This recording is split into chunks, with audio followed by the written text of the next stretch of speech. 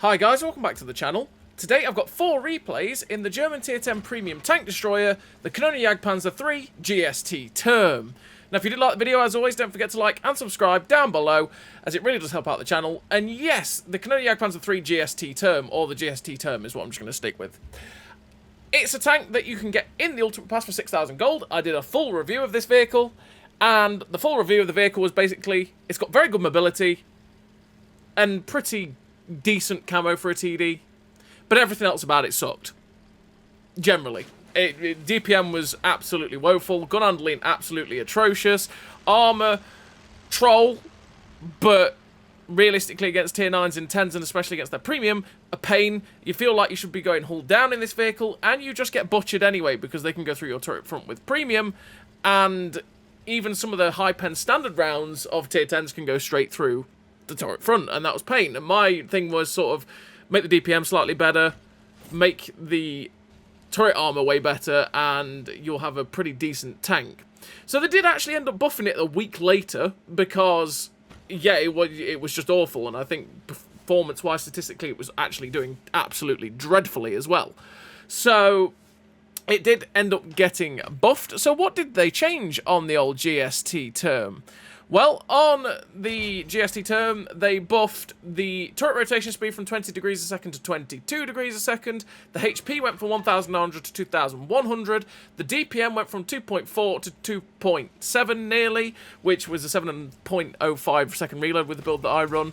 And aim time went from 2.5 to 2.1. So they didn't really buff the turret armor. It was one of the hopes that I had, was that they would just make the turret armor better so that you could reliably go hull down in this thing and bounce shots when you're in a position that it feels like this vehicle wants to be in. But on the whole, the changes have made a difference to it. It's still not the best tank destroyer in the universe, but to be honest, it's more towards the balanced section of gameplay now that it can have than just pathetically poor, realistically, is what it was. And yeah, now you can actually do something in it. You can have a decent game in it. Does it still have lots of flaws? Yes.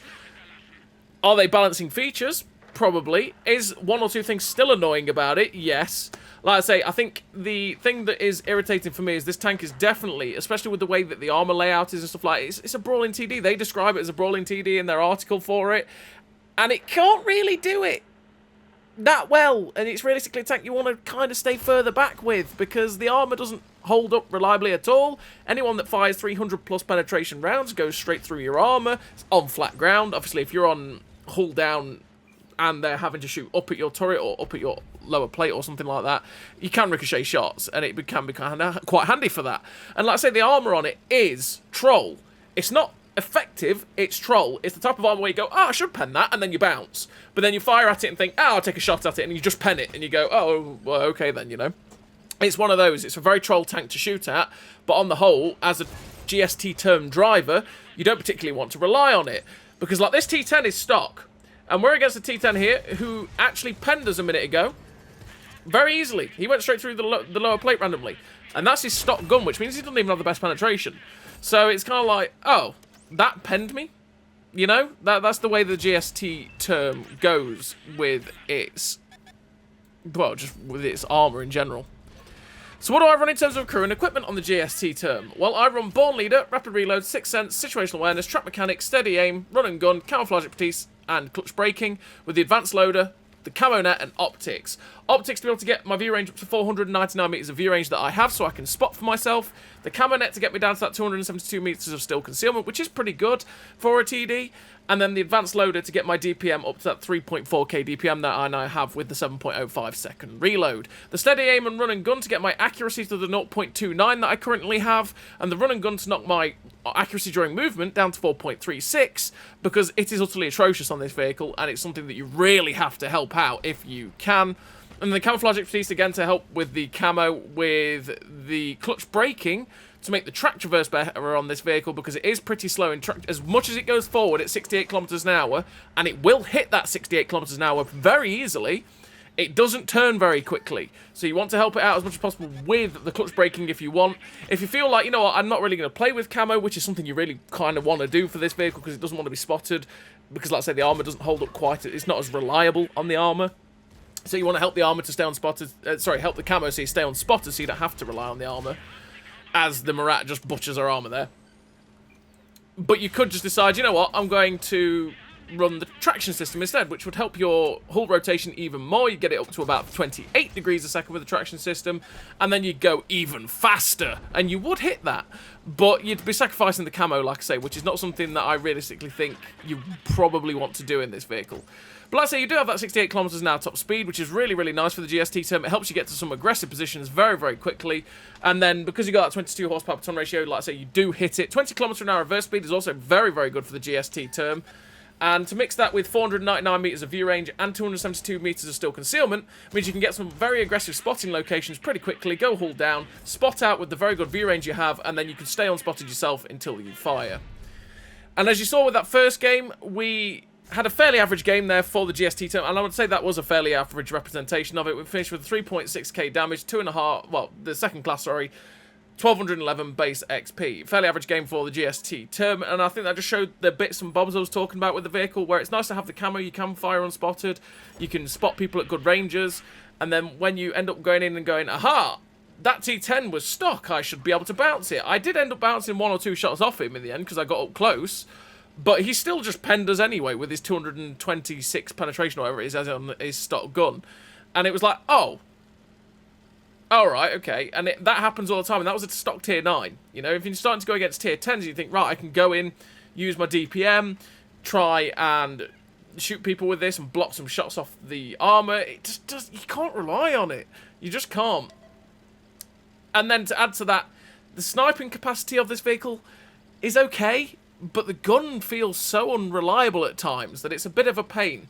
So you do have 3.4k DPM now with the build that I run, which is a hell of a lot better than it was.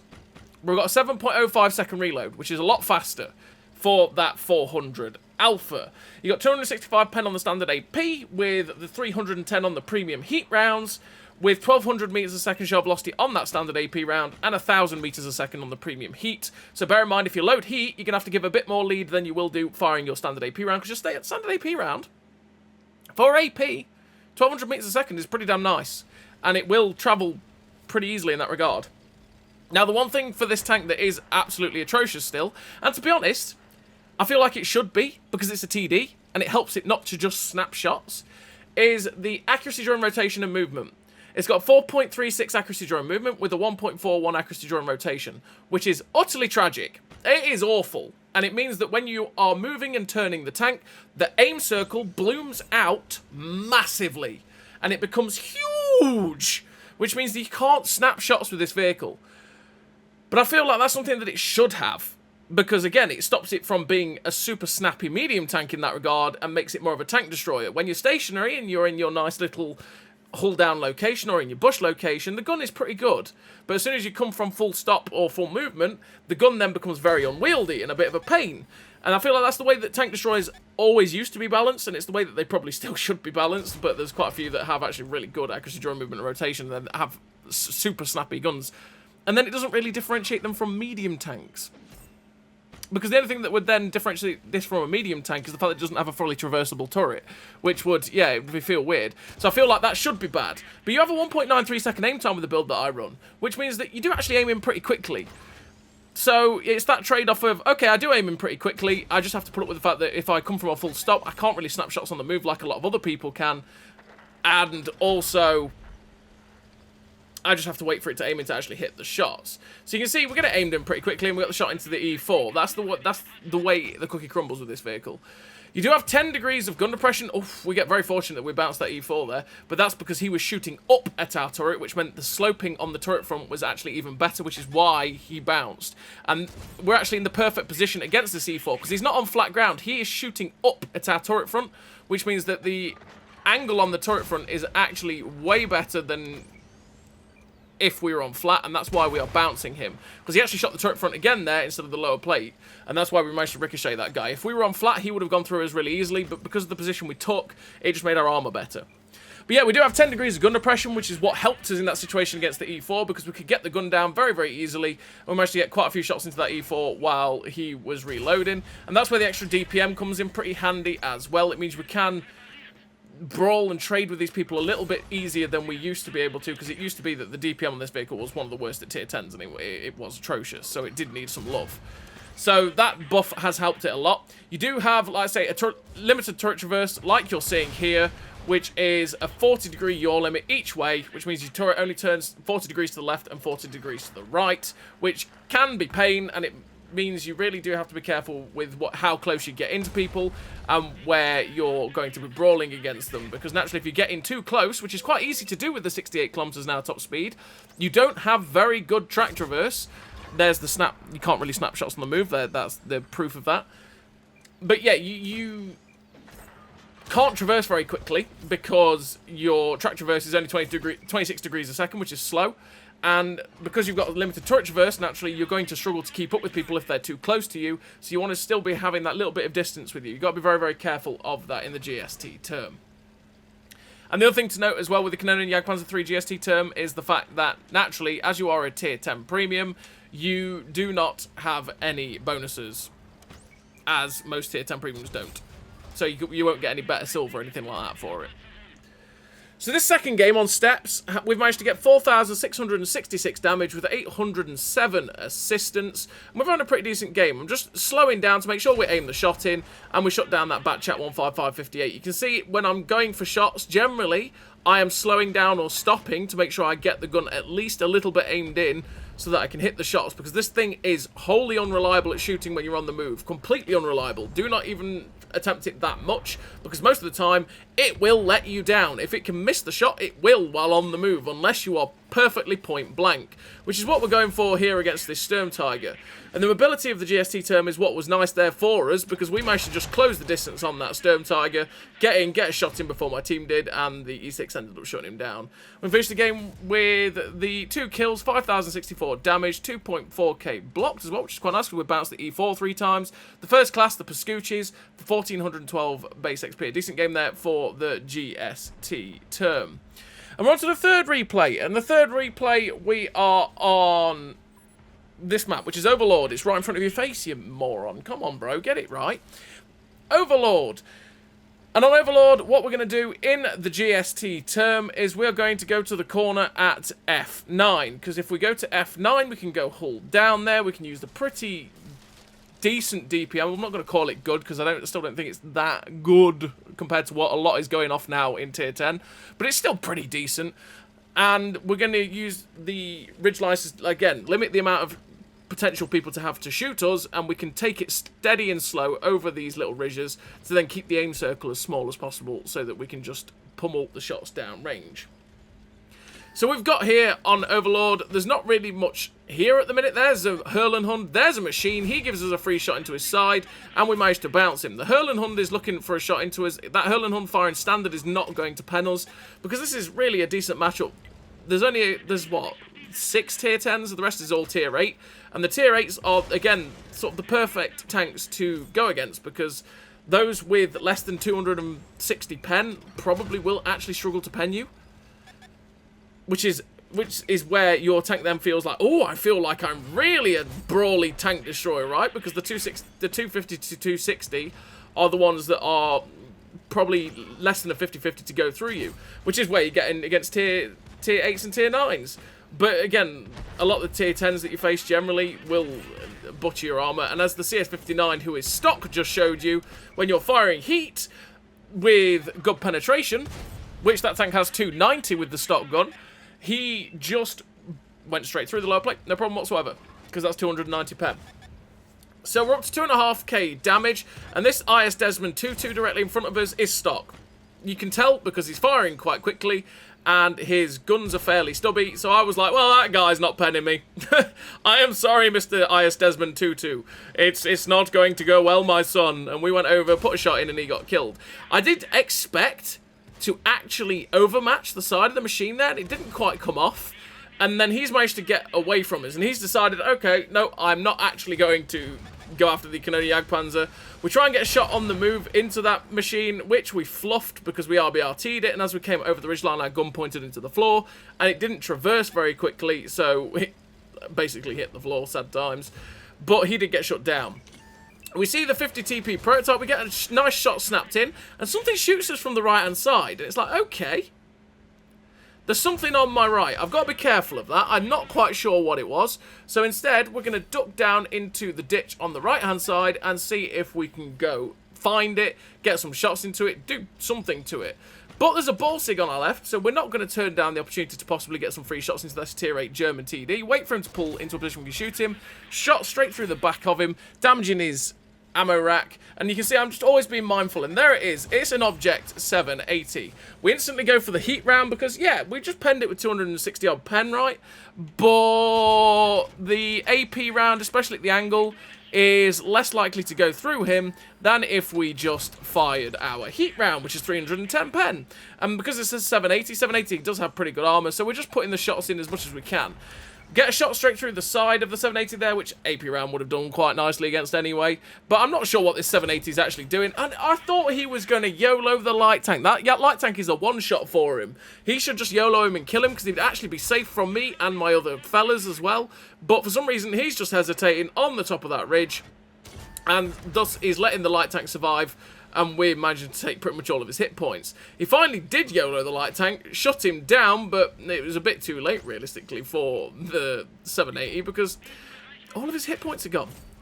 Managed to get the heat round into the AMX-50B there, and finish off that French tier 10 medium tank. I was about to call it heavy tank, but it's been a medium tank for years. Anyway, we are up to that 6.1k damage. We know where the last 3 tanks are. The Murat is down at C3. There's a TD spot, which is the 4005 at A2. And the Wotconsole 4, which was directly in front of us. We do actually get a shot into the Wotconsole 4 there, but you can see, again, I didn't just do it while I was full chat on the move. It didn't really aim in that much anyway, but we sort of slowed down to a near stop. And that meant that we did get a bit more accuracy out of it, and it meant we managed to hit the Wotconsole 4. It was still fairly lucky, though. We finished the game with a really nice total for the GST Turm. We finished with the epic victory. 1 kill, 6.5k damage, 509 assistance, ace tanker, high caliber, the Confederate, with the 1529 base XP. A really nice game there for the Kanjpz Jagdpanzer 3 GST Turm on Overlord, in what was a pretty good matchup for it, because there wasn't too much, realistically, that could actually deal with us, and we dealt with the things that could truly deal with us, which was like the 780 and the machine. And even then, unless the machine's firing heat, he will struggle because his standard pen is quite low on his standard APCR at 248. So we're on to the 4th and final replay of the video. And this one, we are now on Grim Graveyard. And on Grim Graveyard, we are going to go to this position at F3, same as we would do on Prokhorovka, because it is a very, very strong position to take.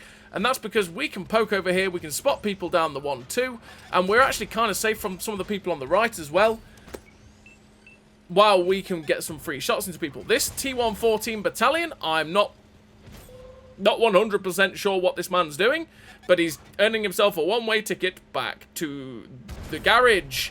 Good night, Mr. T114 battalion. We helped the Fraternite out there, but he's now being YOLO'd by the 2nd tank. This poor Fraternite, he's like, oh, help me. The CS-59 YOLOs in, shuts down the RU-251, saves the French tier 9 light tank, and somehow he's still alive after being YOLO'd by 2 tanks. I don't know. The T-57 heavy YOLOs into a position that is not a good place to be, because from my position, I can quite happily farm him. We've got to be very, very careful of the artillery now, because the artillery is like, hello, Mr. GST Turm. I like you. I'm like, I don't like you, piggy. I mean, I like bacon, but I don't like you. You're raw. I don't like raw bacon. I like my bacon cooked. And, you know, maybe we'll get cooked bacon later. So we're up to 796 assistance with 2.7k damage. And I'm thinking, right, okay, the bowl is the place I want to be, but just as I started to go, the Kanjpz Mark II pulls over, and I'm like, okay, absolutely not. I'm not going to do that, because that Kanjpz will quite easily get some shots into it from his position. He can shoot into the bowl, and it's going to be very awkward trying to get shots at him. So we've seen the people on the hill. Our guys are pushing over the hill pretty quickly, and I'm like, maybe I can get some cheeky shots into those guys that are being pushed by my team. So we end up seeing the Emil 2, which is a cheesy puff. Cheesy puffs taste great. So we're going to go devour this cheesy puff if we can. Just looking for some shots into the Emil too, and we can't quite find it. He's not quite in a position for us to shoot because he's kind of safe. Thinking about going after the Contra Carro, but we end up getting detected the moment we poked over. And hello, bacon! What did I say about cooked bacon? I like cooked bacon. Come here, Mr. Piggy. I want your bacon, my son. So we put a shot into him, putting him down to a one-shot. Can we hit him to finish him off? Low roll! Because of course, 356! And we are denied our cooked bacon. Game clearly said you're not allowed bacon. Nope. Not allowed. Sorry, son. You're not having it. You can't have that. I'm sorry. It is what it is. And thus we didn't manage to kill the artillery.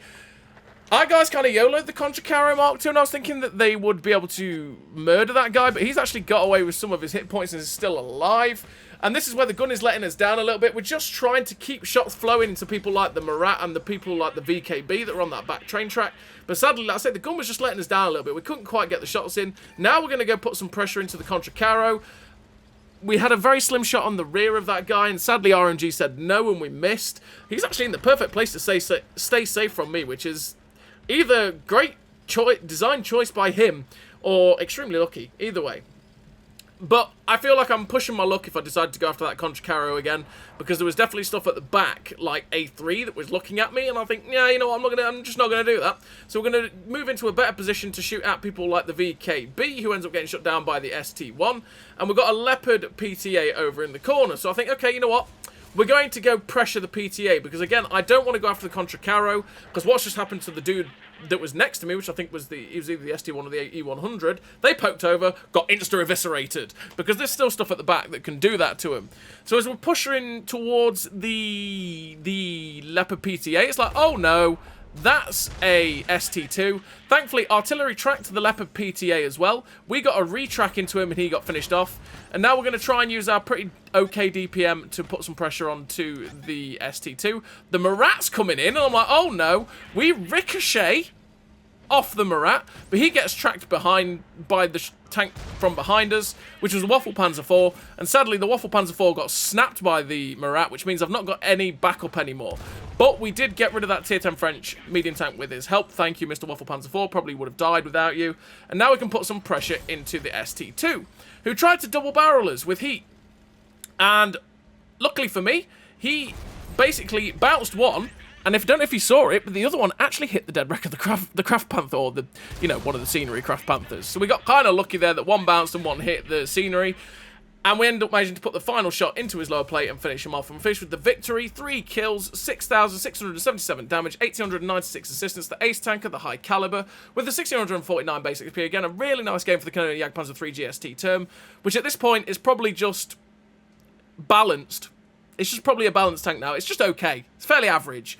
The only real thing that really still lets this vehicle down is the fact that its turret armor is absolutely butchered by any and all tier 10 and 9 premium rounds, which is, yeah, a sad time for it, really. But apart from that, it's pretty okay.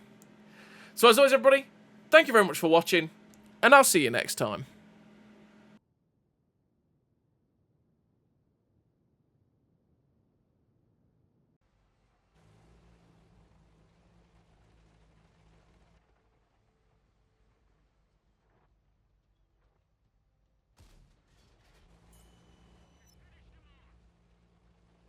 Great success!